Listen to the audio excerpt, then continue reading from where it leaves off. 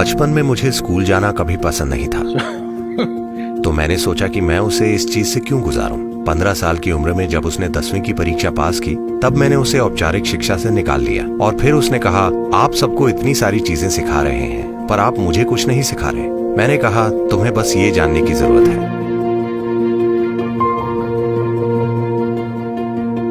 मेरे पास बहुत काम था, तो मैंने कभी ये सोचा ही नहीं। हमारा अपना बच्चा होना चाहिए। पर मेरी पत्नी ने कहा, कम से कम एक। मैंने कहा, ठीक है, एक, सिर्फ एक। तो ऐसा हुआ, और जब वो छोटी थी, 3-3.5 महीने की, तब से मैं पूरे दक्षिण भारत में ड्राइव करता था। वो मेरी कार की आगे की सीट पर बंधी रहती थी। मैं अकेला कार चलाता था। मेरा एक हाथ यहां, एक हाथ स्टीयरिंग व्हील पर। ये वो समय था जब हम ईशा फाउंडेशन बना रहे थे, तो मैं बहुत ज्यादा यात्रा करता था। और वो मेरे साथ रहती थी जब वो 3.5 महीने की शिशु थी। तो पहले 4 साल वो मेरे साथ कार में बड़ी हुई और कई लोगों के घरों में भी। इसलिए वो हजारों लोगों से मिली और उसने सीखा कि किसी भी घर का हिस्सा कैसे बना जाता है, कहीं भी, चाहे वो दुनिया का सबसे समृद्ध घर हो या एक आदिवासी का घर हो। मैं जहां कहीं भी रहा, मैंने पक्का किया कि उसका हर चीज से सामना हो। मैं नहीं चाहता था कि उसमें पूर्व धारणा की भावना विकसित हो, पसंद नापसंद कि कहाँ रहना है और कहाँ नहीं रहना है। और जब तक वो 3 साल की हुई, वो कम से कम 1000 लोगों को नाम से जानती थी, जिन्हें वो अपना दोस्त मानती थी। वे निश्चित रूप से उसकी उम्र के नहीं थे, सभी बड़ी उम्र के थे। तो जबरदस्त रूप से लोगों से सामना होता था। और मैंने सोचा कि मैं उसे स्कूल नहीं भेजूंगा, क्योंकि मुझे स्कूल जाना कभी पसंद नहीं था जब मैं छोटा था। तो मैंने सोचा कि मैं उसे क्यों इस चीज से गुजारूं। फिर जो इकलौती चीज जो मैं उसे उपलब्ध नहीं करा पाया, वो थे उसके हम उम्र के बच्चे। तो मैंने उसे ऐसे स्कूल में भेजा जहां ज्यादा कंपटीशन और ज्यादा दबाव नहीं था। इसलिए मैंने ऐसा स्कूल ढूंढा जिसे जे कृष्णमूर्ति द्वारा शुरू किया गया था, और मैंने उसे वहां भेजा ताकि चीजें आसान हो। और मैंने उनसे कहा, तुम मेरी लड़की पर सख्ती मत करना, क्योंकि मैं उसके रिपोर्ट कार्ड की ओर नहीं देखने वाला। मैं नहीं पूछने वाला कि तुम्हारी रैंक क्या आई है। मैं नहीं पूछने वाला कि तुम क्या बनोगी। तो आपको उसके अंकों और उसकी शिक्षा की चिंता करने की जरूरत नहीं है। अगर वो खेलती है, अगर वो अच्छी तरह खाती है, तो मैं खुश हूं। वो बढ़ रही है, उसे अच्छे से खाना चाहिए। अगर वो अच्छे से खेलती है, अगर वो हंसती है, गाती है और नाचती है, तो मैं खुश हूं।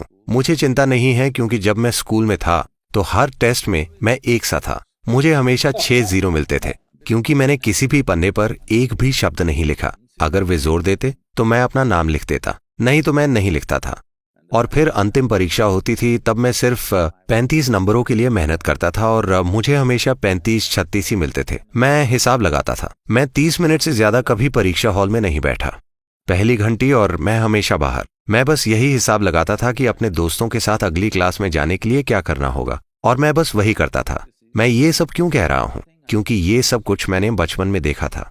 जब हर महीने रिपोर्ट कार्ड आता था, तो क्लास में कुछ बच्चे रोते थे, क्योंकि उनके उतने नंबर नहीं आते थे जितने उनके शेर माता पिता चाहते थे। और कुछ गर्व से घूम रहे होते थे, क्योंकि वो पहले या दूसरे स्थान पर आए होते थे।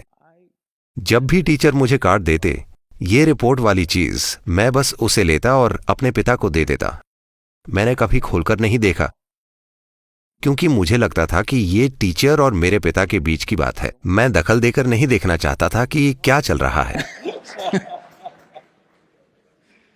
तो मैंने खास तौर पर स्कूल के प्रिंसिपल से दरखास्त की, मेरी बेटी की शिक्षा के बारे में चिंता मत कीजिए। मैं चाहता हूं कि वो बस अपनी उम्र के बच्चों के साथ रहे, वो अच्छी तरह खाए। बस इतना सुनिश्चित कीजिए कि वो अच्छी तरह खाए, यही मेरी चिंता है। वो अच्छे से खाती है, खेलती है, हंसती है, उछलती है और नाचती है, तो मैं खुश हूं। तो जब वो 15 की हो गई और 10वीं की परीक्षा पास की, मैंने उसे औपचारिक शिक्षा से निकाल लिया। और क्योंकि ये उसकी माँ का सपना था और मेरी बेटी की भी बहुत रुचि थी, तो मैंने उसे नृत्य सीखने के लिए भेज दिया। वो भरतनाट्यम सीखने लगी और अब वो देश के उभरते कलाकारों में से एक है। तो मैंने कभी उसे एक बच्ची नहीं माना। पहली बात, 2 साल की उम्र से जब से वो बोलने लगी, मैंने हमेशा उसे बराबर माना, एक बड़ी उम्र के व्यक्ति की तरह। आप जानते हैं, हम ईशा फाउंडेशन तैयार कर रहे थे। ये स्वयं सेवकों द्वारा चलाया जाता है। स्वयं सेवक का अर्थ है हम अलग अलग काम करते हैं। हम दुनिया भर में बिजनेस और बड़े प्रोजेक्ट्स चला रहे हैं। उनमें से सिर्फ कुछ टीचर प्रशिक्षित हैं, बाकी कोई भी अपने काम के लिए प्रशिक्षित नहीं है।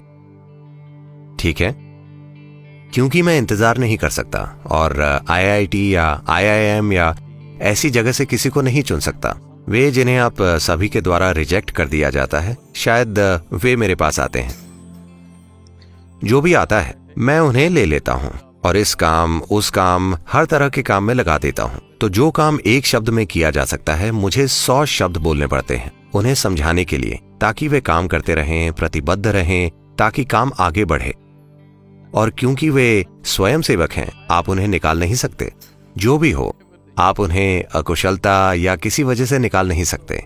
इसलिए संगठन में, मैनेजमेंट में जो भी समस्याएं होती, लोगों की व्यक्तिगत समस्याएं, वयस्क समस्याएं, हर तरह की समस्याएं, मैं कभी भी उसे एक समस्या देता और कहता इसका क्या करें। वो अद्भुत और सरलता से भरपूर समाधान निकालती। कभी कभी सटीक समाधान, कभी कभी कुछ निराला। 12 साल की उम्र के आसपास एक दिन वो घर आई और वो किसी चीज को लेकर परेशान थी और उसने स्कूल में देखा था। और तब उसने कहा, आप सभी को इतनी सारी चीजें सिखा रहे हैं लेकिन मुझे कुछ नहीं सिखा रहे। मैंने कहा, देखो, मुझे बिना कहे कुछ भी सिखाने के लिए नहीं जाना जाता। अब तुम खुद आई हो तो बैठ जाओ। So this is all you need to know. You never look up to anybody. मैंने कहा, तुम्हें बस यही जानने की जरूरत है, किसी को ऊंचा मत मानना। भौहें तन गई, आपको भी नहीं। मैंने कहा, खास तौर से मुझे, क्योंकि जो मैं हूं उसका महत्व तभी है जब तुम मुझे वैसा ही देखो जैसा मैं हूं। अगर तुम मुझे ऊंचा मानोगी तो तुम मुझे दीवार पर टांग दोगी और शायद धूप जलाओगी या मुझ पर माला डाल दोगी और मेरे बारे में भूल जाओगी। इससे तुम्हारे जीवन में कोई बदलाव नहीं आएगा। तुम्हें मुझे वैसे ही देखना चाहिए जैसा मैं हूं। मुझे बस वैसा ही देखो जैसा मैं हूं, फिर मैं तुम्हारे लिए बहुत महत्व का हूं। पर अगर तुम मुझे ऊंचा मानोगी तो तुम इससे चूक जाओगी। इसलिए कभी किसी को ऊंचा मत समझना, कभी किसी को नीचा मत समझना। अगर तुम ये एक चीज करती हो तो तुम हर चीज को वैसी ही देखोगी जैसी वो है। जब तुम चीजों को वैसी ही देखोगी जैसी वे हैं, सिर्फ तभी तुम सहजता से आगे बढ़ सकोगी, है ना? ऐसा ही जीवन के साथ भी है। जब तुम हर चीज को वैसी ही देखोगी जैसी वे है, सिर्फ तभी तुम जीवन में आसानी से आगे बढ़ सकोगी। आपको अपने बच्चों को सिर्फ यही काबिलियत देनी है। तो मैंने हमेशा उसके साथ बड़ों जैसा बर्ताव किया, कभी खुद को उससे ऊपर रखने की कोशिश नहीं की। मैंने यही बुनियादी परवरिश की कि उसे ना तो किसी को ऊंचा मानने की जरूरत है और ना ही किसी को नीचा मानने की जरूरत। बस हर चीज को वैसे ही देखो जैसी वो है। बस जीवन को वैसे देखना सीखना जैसा वो है। ऊंचा समझना एक झूठ है, नीचा समझना एक झूठ है। ऊंचा देखना एक तरह की पूर्व धारणा से होता है, नीचा देखना भी एक पूर्व धारणा से होता है। जीवन का हर रूप, हर चीज, चाहे वो जो भी हो, उसे आदर देने की काबिलियत होना, यही हमारी संस्कृति है। मैं चाहता हूं आप इसे समझें। कोई फर्क नहीं पड़ता कि कौन सी चीज है। अगर कोई कागज भी हो, जब हम बड़े हो रहे थे तो एक कागज पर भी पैर नहीं रख सकते थे। हाँ या ना? आप में से कई लोग इसी तरह अपने घरों में बड़े हुए हैं। बस एक छपा हुआ कागज, ये कुछ नहीं है। हो सकता है समाचार रद्दी हो, पर आप उस पर कदम नहीं रख सकते क्योंकि आप खुद को उसके जरिए शिक्षित करते हैं। अगर आप धरती पर पैर रखना चाहते हैं तो आप उसके आगे झुकते हैं। आप किसी चीज को ऊंचा नहीं मानते या किसी चीज को नीचा नहीं मानते। जो आप अपने भगवान के साथ करते हैं वही आप सबके साथ करते हैं। ये किसी सांस्कृतिक या धार्मिक तरीके से ना बताते हुए मैंने बस इसे उसके जीवन में उभारा और मुझे लगता है इसने शानदार तरीके से काम किया है।